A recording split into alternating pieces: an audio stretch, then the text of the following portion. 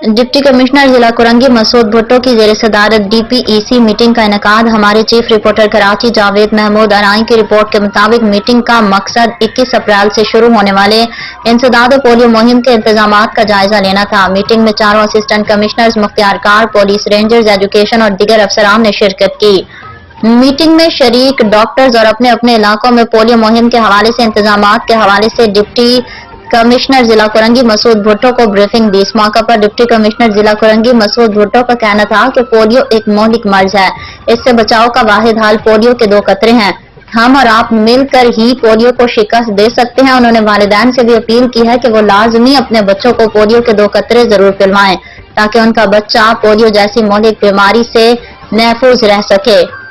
जिला कुरंगी में 3,94,000 बच्चों को पोलियो से बचाव के 2 कतरे पिलाए जाएंगे। याद रहे, जिला कुरंगी में इंसदाद पोलियो मुहिम 21 अप्रैल से 27 अप्रैल 2025 तक जारी रहेगी।